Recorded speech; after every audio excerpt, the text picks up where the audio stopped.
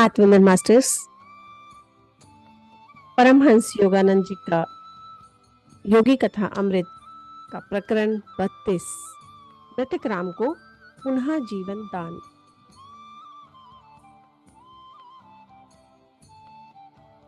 अब लाजारस नाम का एक व्यक्ति बीमार था। जब ईसा मसीह ने यह सुना तो उन्होंने कहा, यह बीमारी मृत्यु की नहीं है परंतु परमेश्वर की महिमा के लिए है, जिससे परमेश्वर के पुत्र की महिमा हो सके।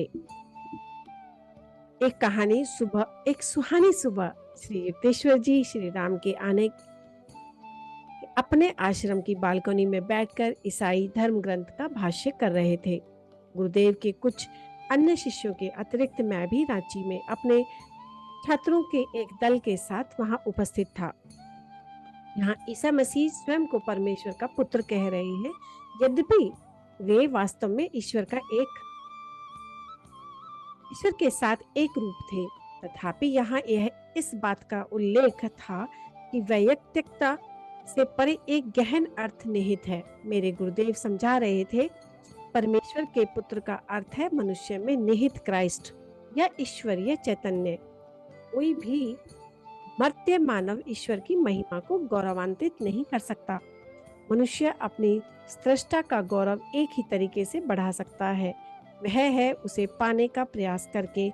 मनुष्य किसी अमूर्त अस्तित्व का गौरव है।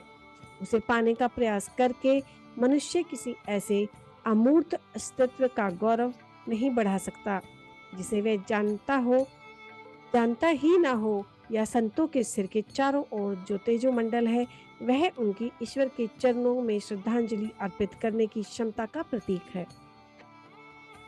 श्री युक्तेश्वर जी लाजारस के पुनः जी उठने की अद्भुत कथा को आगे पढ़ते गए। जब कहानी समाप्त हुई तो गुरुदेव लंबे समय तक मौन रहे। पवित्र पुस्तक उनकी गोद में खुली रखी हुई थी। मुझे भी ऐसा ही एक चमत्कार देखने का सौभाग्य प्राप्त हुआ था। मेरे गुरु ने आखिर गहरे भक्ति भाव के साथ कहा, लहरी महाशय ने मेरे एक मित्र को मर जाने के बाद पुनः जीवित किया था। मेरे पास बैठे बच्चे तीव्र जिज्ञासा से मुस्कुरा उठे। मुझमें भी अभी काफी बचपना था। केवल तत्व ज्ञान का आनंद लेने का ही नहीं, बल्कि विशेषकर किसी ऐसी कहानी के लिए जो लहरी महाशय से संबंधित अद्भुत अनुभवों पर मुझे श्री युक्तेश्वर जी से सुनने को मिल सकती थी। गुरुदेव ने बताना आरंभ किया, मेरा मित्र राम और मैं एक दूसरे के बिना नहीं रहते थे।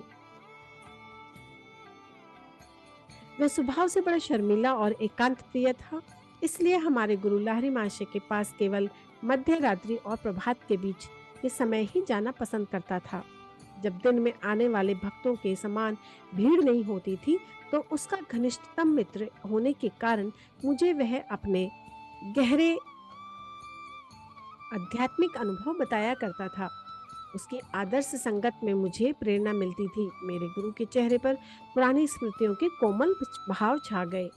गुरुदेव आगे कहते गए, अचानक राम की एक कड़ी परीक्षा ली गई। उसे हैजा हो गया। गंभीर बीमारियों में डॉक्टरों को बुलाने के लिए हमारे गुरु कभी आपत्ति नहीं करते थे, इसलिए 2 विशेषज्ञों को बुला लिया गया। रोगी की सेवा करने की हड़बड़ी के बीच मैं मन ही मन गहराई से लहरी महाशय की प्रार्थना किए जा रहा था। आखिर शीघ्रता पूर्वक जल्दी मैं उनके घर गया और रोते रोते उन्हें सारी कहानी सुना दी। डॉक्टर राम को देख ही रहे हैं, वह ठीक हो जाएगा, मेरे गुरुदेव ने प्रसन्नता से मुस्कुराते हुए कहा। मैं खुशी खुशी अपने मित्र की रुग्ण शैया के पास लौट आया। देखा तो वह मरनासन्न था। यह 1-2 घंटे से अधिक नहीं जी सकता, एक डॉक्टर ने निराशाजनक हाव भाव के साथ मुझे बताया। फिर से मैं तुरंत लहरी महाशय के पास जा पहुंचा। डॉक्टर लोग अपना काम जानते हैं और उन्हें अपनी जिम्मेदारी का पूरा एहसास है। मुझे पक्का विश्वास है कि राम ठीक हो जाएगा। गुरुदेव ने आनंद पूर्वक मेरी बात काट दी। जब मैं राम के घर पहुंचा तो देखा कि डॉक्टर वहां से चले गए थे और उनमें से एक ने मेरे लिए एक चिट्ठी छोड़ी थी। हम जो कुछ कर सकते थे हमने कर लिया, परंतु इसके बचने की कोई आशा नहीं है। मेरा मित्र सचमुच आखिरी सांसें लेता प्रतीत हो रहा था। मेरी समझ में नहीं आ रहा था कि लहरी महाशय के शब्द असत्य कैसे सिद्ध हो सकते हैं। परंतु राम का बुझता जा रहा जीवन दीप बार बार मेरे मन में यही विचार ला रहा था, अब सब कुछ खत्म हो गया। इस प्रकार विश्वास और संदेह के बीच डांवाडोल मन से मैं यथाशक्ति अपने मित्र की सेवा करता रहा। अचानक चौकस होकर उसने जोर से कहा, युक्तेश्वर, दौड़कर गुरुदेव के पास जाओ और उन्हें बता दो कि मैं चला गया। मेरी अंत्येष्टि होने से पहले मेरे शरीर को आशीर्वाद देने के लिए उनसे प्रार्थना करना। इन शब्दों के साथ ही राम ने गहरा निश्वास छोड़ा और प्राण त्याग दिए। मैं उसकी शैया के पास बैठा 1 घंटे तक रोता रहा। उसे हमेशा ही शांति प्रिय रही थी, अब उसे मृत्यु की संपूर्ण शांति प्राप्त हो गई थी। इतने में एक अन्य शिष्य वहां आ पहुंचा। मैंने उसे अपने लौट आने तक वहीं रुकने के लिए कहा। बेसुध सा मैं बोझिल कदमों से फिर गुरुदेव की ओर चल पड़ा। अब राम कैसा है? लहरी मासी ने मुस्कुराते हुए पूछा। आपको जल्दी ही पता चल जाएगा वह कैसा है गुरुदेव, मैंने भावुकता के आवेग में कह दिया। कुछ ही घंटों में उसके शव को शमशान घाट ले जाया जाएगा, तब आप देख ही लेंगे। मैं फफक फफक कर रो पड़ा और वहां सबके सामने ही विलाप करने लगा। युक्तेश्वर, अपने आप को संभालो, शांत होकर बैठ जाओ और ध्यान करो। मेरे गुरुदेव समाधि में चले गए। अब दोपहर और पूरी रात अखंड निस्तब्धता में बीत गई। मैं आंतरिक शांति बनाए रखने का असफल प्रयास करता रहा। भोर के समय लहरी मासी ने मुझ पर सांत्वनापूर्ण दृष्टि डाली। मैं देख रहा हूँ कि तुम अभी भी अशांत हो। कल ही तुमने मुझे स्पष्ट क्यों नहीं बता दिया कि तुम मुझसे किसी दवा के रूप में राम के लिए ठोस सहायता चाहते हो? गुरुदेव ने एक दिए की ओर संकेत किया जिसमें अरंडी का तेल था। किसी छोटी सी शीशी में उस दिए का तेल भर लो और राम के मुंह में उसकी 7 बूंदे डालो। मैंने प्रतिवादक सूचक स्वर में कहा, गुरुदेव, वह कल दोपहर से मृत पड़ा है, अब इस तेल से क्या लाभ? उसकी चिंता मत करो, केवल मैं जो कह रहा हूँ वह करो। मेरे गुरुदेव का प्रसन्न भाव मेरी समझ में नहीं आ रहा था। मैं अभी तक शोक की भीषण वेदना से व्यथित था। थोड़ा सा तेल निकालकर मैं राम के घर की ओर चल पड़ा। मेरे मित्र का मृत शरीर सख्त हो गया था। उसकी भयंकर अवस्था की ओर ध्यान न देते हुए मैंने अपने दाहिने हाथ की तर्जनी से उसके होंठ पर फूले और बाएं हाथ से शीशी की ढक्कन की सहायता से किसी प्रकार बूंद बूंद तेल उसके पक्के बैठे दांतों पर डालने लगा। जैसे ही 7वीं बूंद ने उसके ठंडे होठों का स्पर्श किया, राम के शरीर जोर से कांपने लगा। सिर से पांव तक उसकी सारी मांसपेशियां कांपती रहीं और वह आश्चर्य करता हुआ उठ बैठा। मैंने प्रखर प्रकाश में लहरी महाशय को देखा। मैं चीख पड़ा। सूर्य की भांति चमक रहे थे। उठो, निद्रा त्याग दो। उन्होंने मुझे आदेश दिया, युक्तेश्वर के साथ मुझसे मिलने आओ। जब मैंने राम को उठकर अपने हाथों से कपड़े पहनते देखा और उस मरणांतक बीमारी के बाद भी हमारे गुरु के घर की ओर चलने की शक्ति उसमें आ गई थी, तो मैं अपनी आंखों पर विश्वास नहीं कर सका। वहां पहुंचकर राम ने लहरी माशा को साष्टांग प्रणाम किया और उसकी आंखों से कृतज्ञता के आंसू बह रहे थे। गुरुदेव को भी अत्यधिक आनंद हो रहा था। मेरी और शरारती आंखों से देखते हुए उन्होंने कहा, युक्तेश्वर, अब तो निश्चय ही तुम हमेशा अपने पास अरंडी के तेल की बोतल रखोगे। जब भी किसी मृत व्यक्ति को देखो तो उसके मुंह में यह तेल डाल देना। क्यों? अरंडी के तेल की 7 बूंदे अवश्य ही यमराज की शक्ति को निष्क्रिय करने के लिए पर्याप्त है। गुरुजी, आप मेरा मजाक उड़ा रहे हैं। मैं समझा नहीं। कृपा कर मेरी भूल का स्वरूप समझा दीजिए। मैंने 2 बार तुमसे कहा कि ठीक हो जाएगा राम, फिर भी तुमने मुझ पर विश्वास नहीं किया, पूरा विश्वास नहीं किया। लहरी माशय समझाने लगे, मेरे कहने का यह अर्थ नहीं था कि डॉक्टर उसे ठीक कर पाएंगे। मैंने केवल इतना ही कहा था कि वे उसे देख रहे हैं। मैं डॉक्टर के कार्य में हस्तक्षेप नहीं करना चाहता था। आखिर उन्हें भी तो जीविका कमानी है।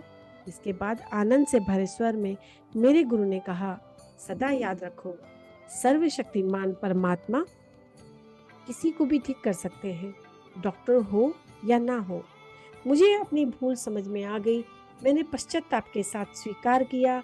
अब मेरी समझ में आ गया कि आपका एक साधारण सा शब्द भी पूरे ब्रह्मांड के लिए बाध्यकारी है। श्री युक्तेश्वर जी की यह रोमांचक कहानी जैसे ही पूरी हुई, रांची के एक बच्चे ने अब उनसे प्रश्न पूछा, जो बच्चे के मुख से स्वाभाविक ही था। उसने पूछा, महाराज, आपके गुरुदेव ने अरंडी का तेल ही क्यों भेजा? तेल देने के कोई विशेष अर्थ नहीं था बेटा, मैंने कोई प्रत्यक्ष वस्तु चाही थी, इसलिए लहरी माशे ने के पास में पड़ा तेल ही दे दिया, जो मुझ में अधिक विश्वास जगाने के लिए एक वस्तुगत प्रतीक मात्र था। गुरुदेव ने राम को इसलिए मर जाने दिया क्योंकि मैंने आंशिक संदेह किया था, परंतु वे जानते थे कि जब उन्होंने कह दिया था राम ठीक होकर ही रहेगा, चाहे उन्हें उसे मृत्यु के बाद ही क्यों न ठीक होना करना पड़े, तो जो साधारणतया अंतिम बीमारी होती है। श्री युक्तेश्वर जी ने बच्चों को बाहर भेज दिया और मुझे अपने चरणों के पास रखे कंबल के एक आसन पर बैठने का संकेत दिया। असाधारण गंभीरता के साथ उन्होंने कहा, योगानंद, तुम जन्म से ही लाहिरी मास्टर के शिष्य से घिरे रहे हो।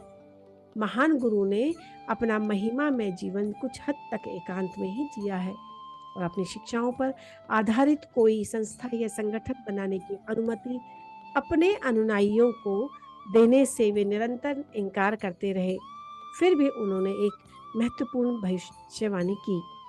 उन्होंने कहा था, पश्चिम में योग के प्रति गहरी रुचि पैदा होने के कारण मेरे देह त्याग के 50 वर्ष बाद मेरा एक जीवन चरित्र लिखा जाएगा। योग का संदेश सारे विश्व में फैल जाएगा। इससे सभी के एकमात्र परम पिता की प्रत्यक्ष अनुभूति पर आधारित एकता के कारण मानव जाति में विश्व बंधुत्व स्थापित होने में सहायता होगी। श्री युक्तेश्वर जी ने आगे कहा, मेरे पुत्र योगानंद, उस संदेश को फैलाने में और उस पवित्र जीवन चरित्र को लिखने में तुम्हें अवश्य अपने हिस्से का कार्य करना होगा। 1895 में लाहिरी माशे ने देह त्याग दिया। 1945 में उनके देह त्याग के 50 वर्ष पूरे हुए। उसी वर्ष यह पुस्तक पूरी हुई और यह संयोग देखकर मैं आश्चर्यचकित हुए बिना नहीं रह सकता कि 1945 के वर्ष के साथ ही क्रांतिकारी आणविक शक्तियों का नया युग भी आरंभ हुआ। सभी विचारी मनुष्य का ध्यान शांति और विश्व बंधुत्व के अत्यंत महत्वपूर्ण समस्याओं की ओर अभूतपूर्व व्यग्रता के साथ लग गया कि कहीं ऐसा ना हो कि भौतिक बल के निरंतर प्रयोग से समस्याओं के साथ साथ मानव जाति का ही अंत हो जाए। मनुष्य की सारी उपलब्धियों का काल या बम के कारण नामो निशान मिट जाए, तब भी सूर्य अपनी दिशा नहीं बदलेगा और तारे भी अपने अपने स्थान पर रहकर पृथ्वी को देखते रहेंगी। सृष्टि नियम को स्थगित नहीं किया जा सकता, न ही उसे बदला जा सकता। मनुष्य के लिए बेहतर यही होगा कि उसके अनुसार जीना सीखे। पूरे ब्रह्मांड जहाँ बल प्रदर्शन के विरुद्ध है, सूर्य भी जहाँ तारागणों के साथ कोई युद्ध छेड़े बिना उन्हें अपने स्वल्प प्रकाश को प्रकट करने का अवसर देने के लिए यथा समय आकाश से हट जाता है, वहाँ हमारे बल प्रदर्शन से लाभ ही क्या होने वाला है?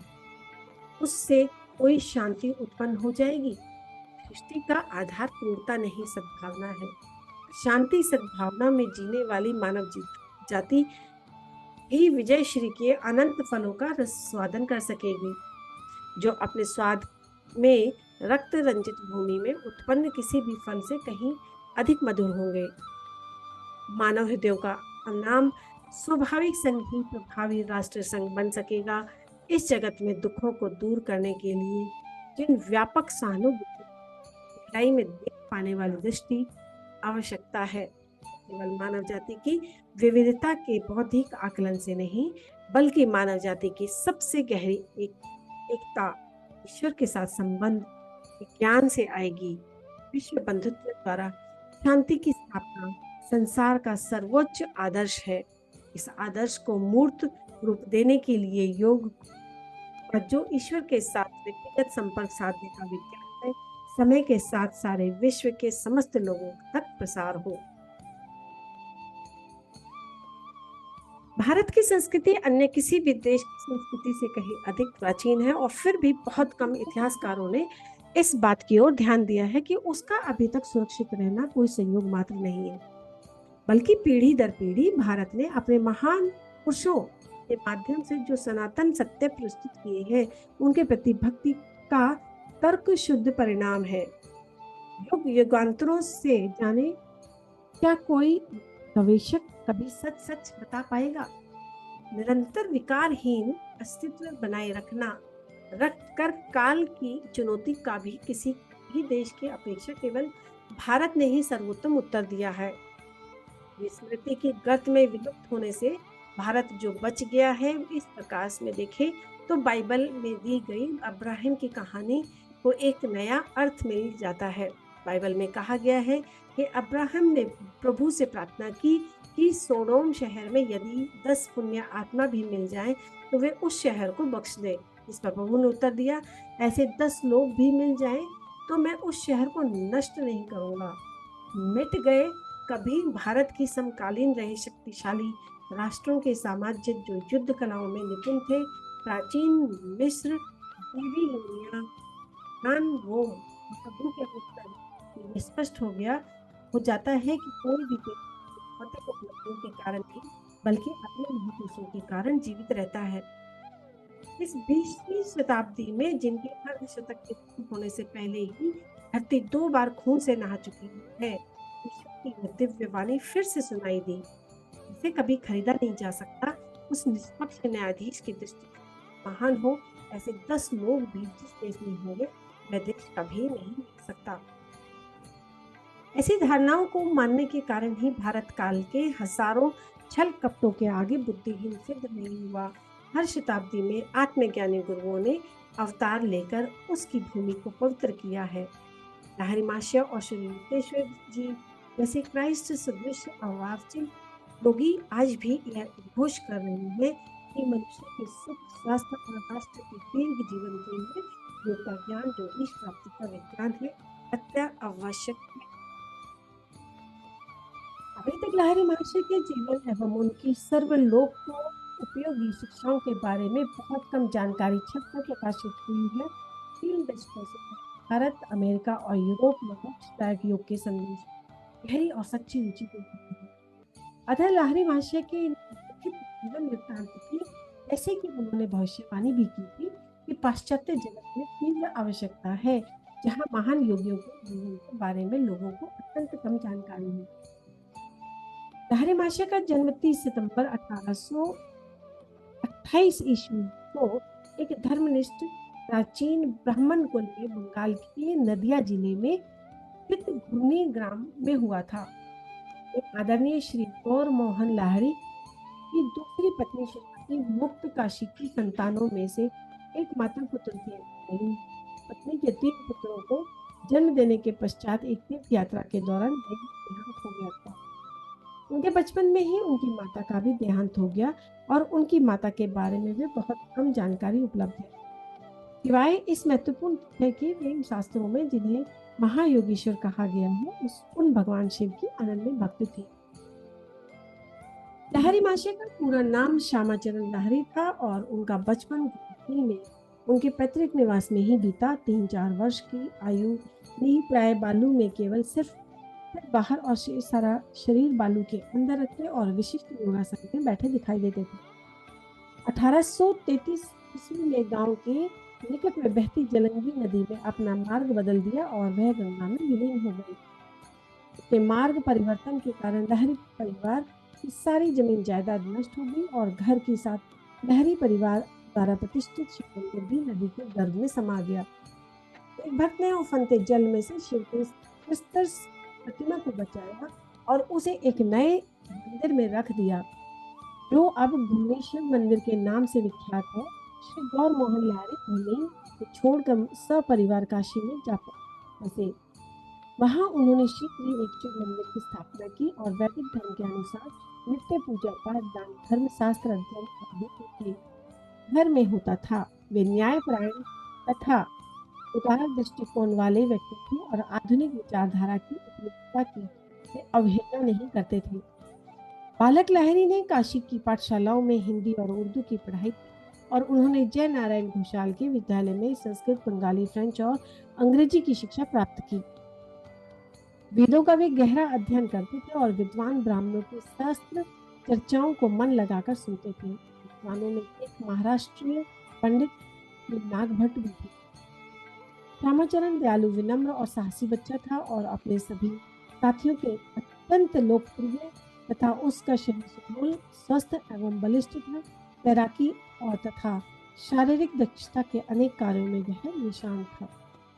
सन 1846 में देव नारायण सान्याल के सुपुत्र काशीमणि के साथ श्यामाचरण लाहिड़ी का विवाह हुआ और काशीमणि देवी एक आदर्श भारतीय गृहिणी थी। वो अपने गृह कर्तव्यों का और अपने अतिथि सेवा और दरिद्र नारायण सेवा के अपने गृहस्थ धर्म के प्रसन्नतापूर्वक पालन करते थे। इस विवाह से तीन कौड़ी और दुकोड़ी नाम के दो संपत्ति पुत्रों का और दो पुत्रियों का जन्म हुआ। 1851 में 23 वर्ष की आयु में लहरी महाशय ब्रिटिश सरकार के मिलिट्री इंजीनियरिंग विभाग में लेखपाल के पद पर नियुक्त हुए। अपने सेवा काल में अनेक बार उनकी पदोन्नति हुई और इस प्रकार न केवल ईश्वर की आंखों में ही वे सिद्ध पुरुष थे, बल्कि इस छोटे से मानवीय नाटक में भी उन्होंने सफलता प्राप्त की थी, जिसमें वे एक साधारण ऑफिस कर्मचारी की भूमिका निभा रहे थे।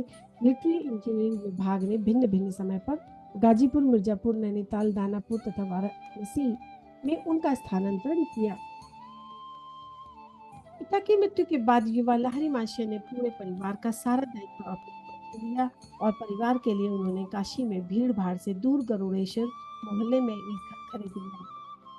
लहरी महाशय के जीवन में के 33वें वर्ष में उस उद्देश्य की पूर्ति हुई जिसके लिए उन्होंने इस पर पुनः जन्म लिया था।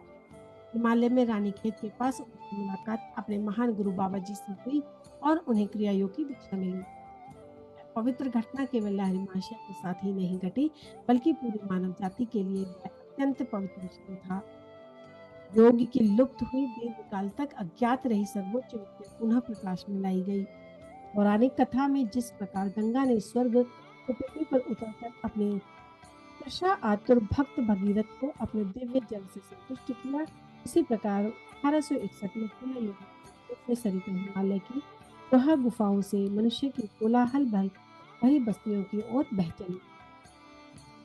मास्टर्स प्रकरण 32 समाप्त। शेष बात कल। धन्यवाद।